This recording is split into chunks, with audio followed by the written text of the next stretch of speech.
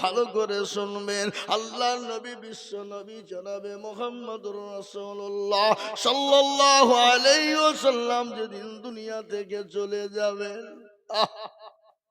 প্রচন্ড বুকে যন্ত্রণা, মাথায় যন্ত্রণা, দয়াল নবী সহ্য করতে পারে না। হযরত জিবরিল আলাইহিস সালাম এলেন, বলে নবী গো আপনি কেমন আছেন একটু দয়া করে বলবেন। রাসূলুল্লাহ বলেন, ও ভাই আখি জিবরাইল, আমি তো মোটেও ভালো নয়। বলে তাই নাকি ইয়া রাসূলুল্লাহ, আপনার কি হয়েছে একটু বলবেন। বলে নবী ও ভাই জিবরাইল, আমার বুকে প্রচন্ড যন্ত্রণা, মাথায় ব্যথা। হযরত জিবরিল আলাইহিস সালাম বললেন, নবী গো আজকে আমি একজন নতুন ফেরেশতা এনেছি গো নবী, যে ফেরেশতা কারো কাছে কোনোদিন অনুমতি নেয় না। ওগো নবী আজ আপনার কাছে নতুন ফেরেশতা এনেছি, আপনি যদি অনুমতি দেন আমি তাকে আপনার কাছে পৌঁছে দিব, নচেত আমি তাকে আপনার কাছে আসতে দেব না।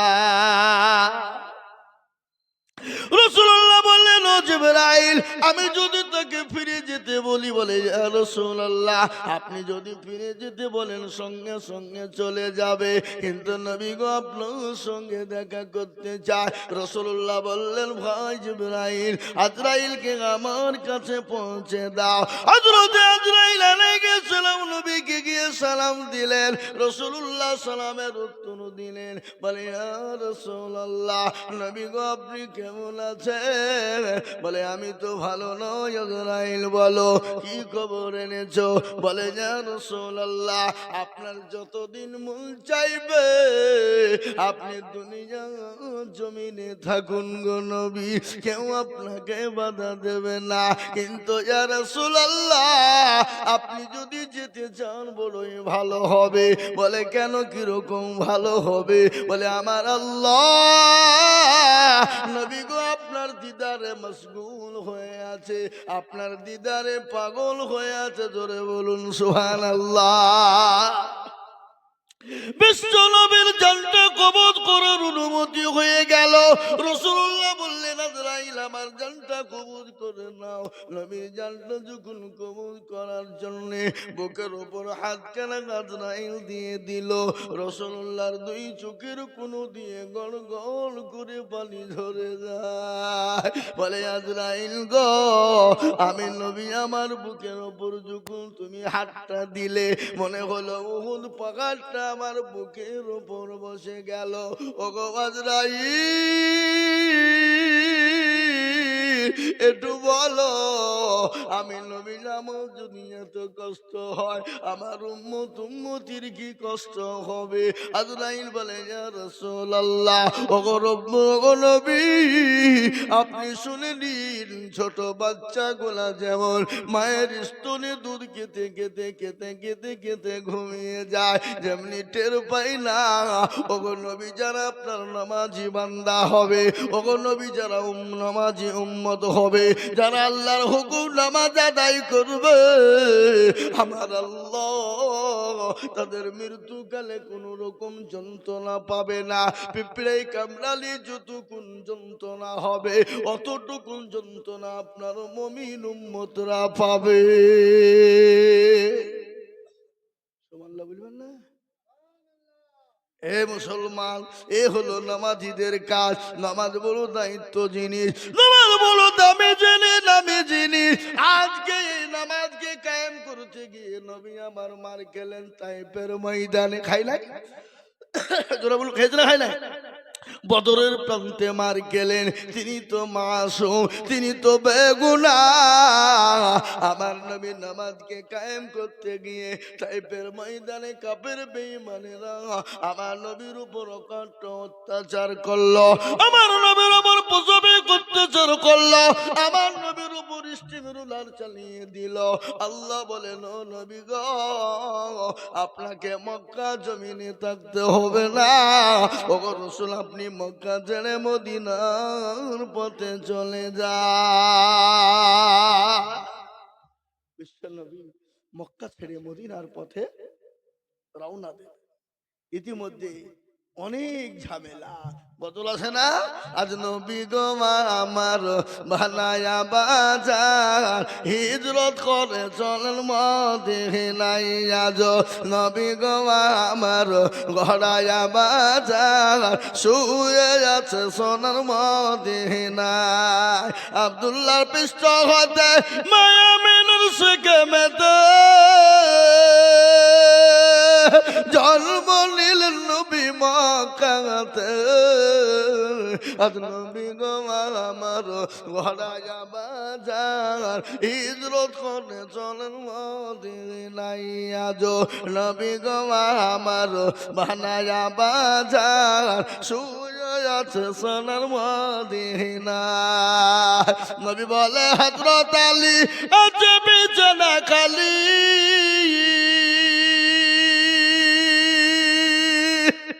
নবী বলে হযরত আলী আছে বিছানা খালি, আমার বিছানায় শুয়ে যাও।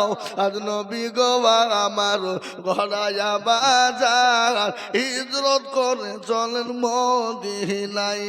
আজ নবী গো আমার বানায়া বাজার শুয়ে আছে সোনার মদিনায়। আজ উম্মতের লাগিয়া কাঁদে কাঁদিয়া বেকুল হয়ে রয়েছেন মদিনায়। আজ নবী গো আমার ঘোড়ায়া বাজার হিজরত করে চলেন মদিনায়। আজ নবী গো আমার বানায়া বাজার শুয়ে আছে সোনার মদিনায়। ওই নবীর নামে দরুদ পড়িলে, ওই নবীর নামে দরুদ পড়িলে হবে যে দুজগুনি ভেজায়। আজ নবী গো আমার ঘোড়ায়া বাজার হিজরত করে চলেন মদিনায়।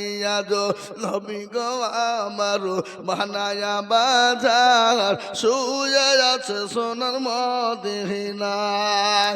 এ মুসলমান দরদি আমার ভাইয়েরা, আল্লাহর নবী মক্কা ছেড়ে মদিনার পথে যাবেন। কাফের বেঈমানেরা আমার নবীকে ঘেরাও করে রেখেছে, নবীকে যেতে দেবে না। ইজ্জতের মালিককে, মারনেওয়ালাকে, জোরে বলুন, বাঁচানেওয়ালাকে আল্লাহ যদি মারে পৃথিবীর কেউ নাই তাকে বাঁচাতে পারে। আর আল্লাহ যদি বাঁচিয়ে দেয় পৃথিবীর কারো ক্ষমতা নাই তাকে মারতে পারে। ঠিক না বেশি জোরে বলুন।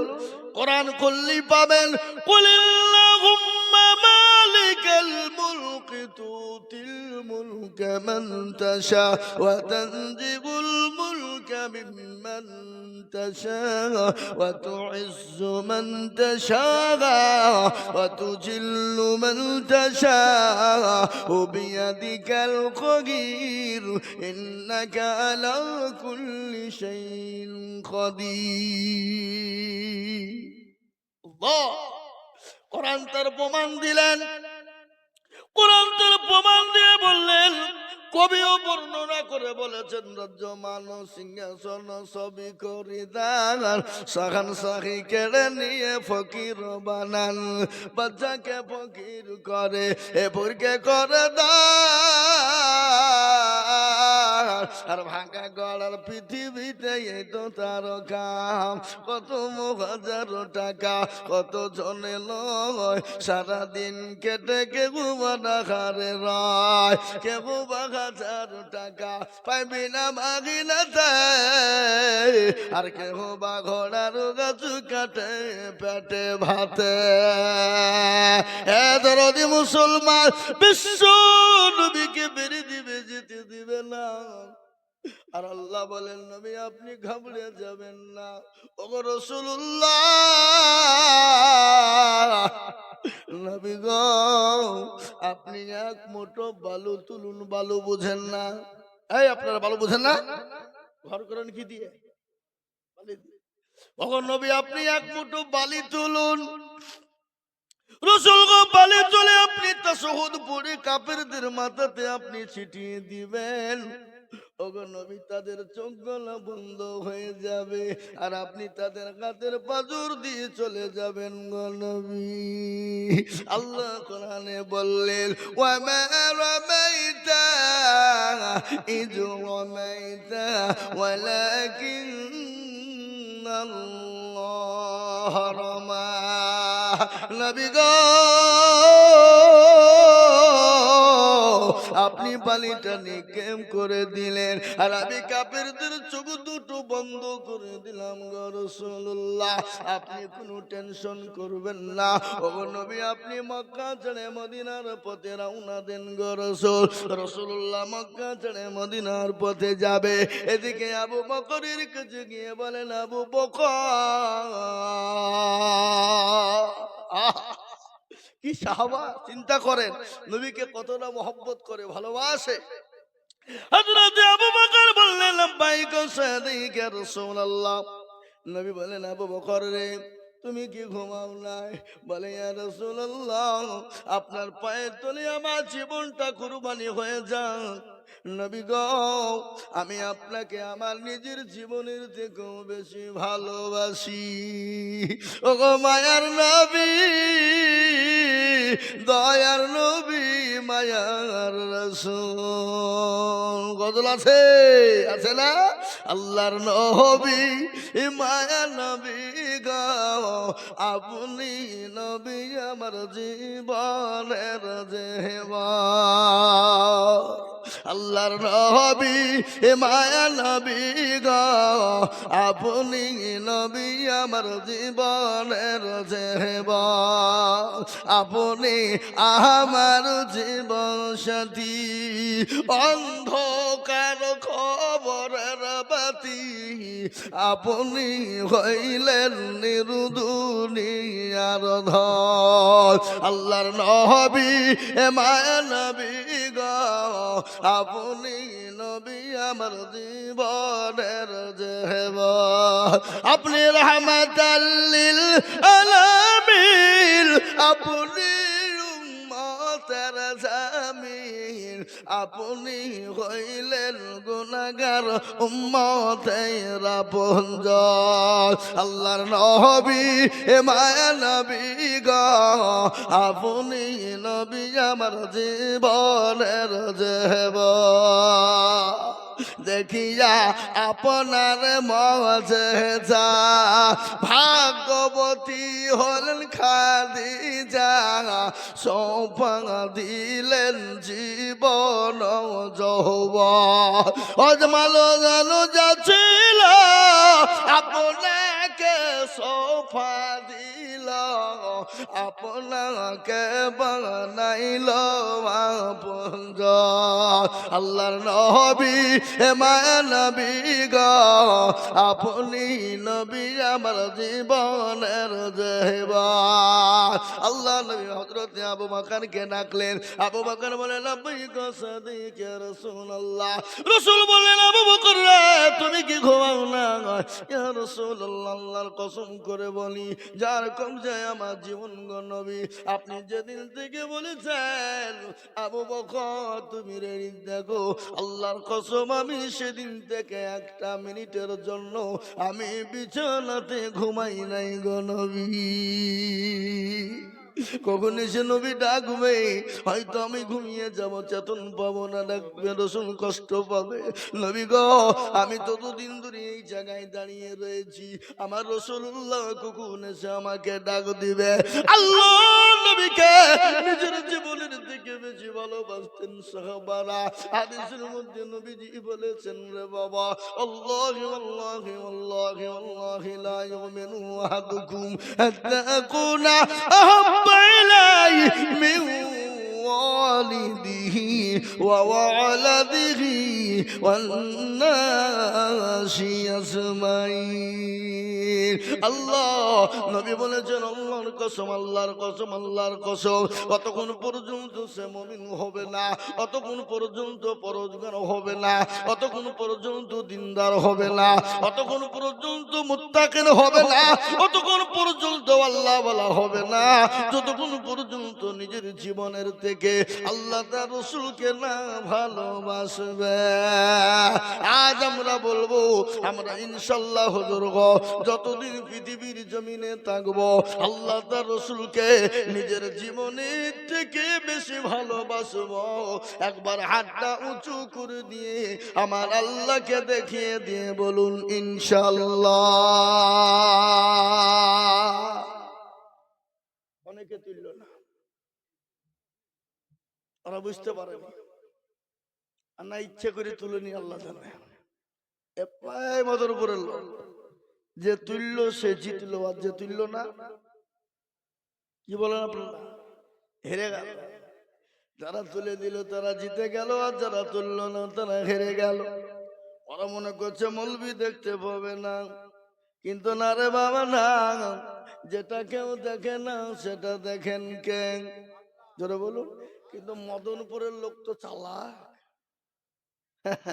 বদনাই করিয়ে পানি নিয়ে মাঠে গেলছে কি করতে, জোরে বলেন, পায়খানা করতে। পায়খানা করে পানি খরচ করতে গিয়ে দেখছে বদনা ফুটু, পানি সব পড়ে গেছে। হ্যাঁ, কালকে আজিজুল মৌলবি এসে ঠকাতে পারলো না, সীতালগর ধন পাড়ায় বাড়ি, আজিজুল মৌলবি পারলো না, আর এই বদনা পানি ঠকিয়ে দেবে। তো দাঁড়া, কালকে কি করে ঠকাই দেখবো। ও আবার তারা পরদিন বদনাই করে পানি লিয়েছি, বলছে আজকে আগে পানি খরচ করবো তারপরে পায়খানায় যাবো। এ বাবা আজ ঠকলো না জিতলো, আজও ঠকলো। তো যারা হাতটা তুললো তারা জিতলো, আর যারা তুললো না তারা ঠকে গেল।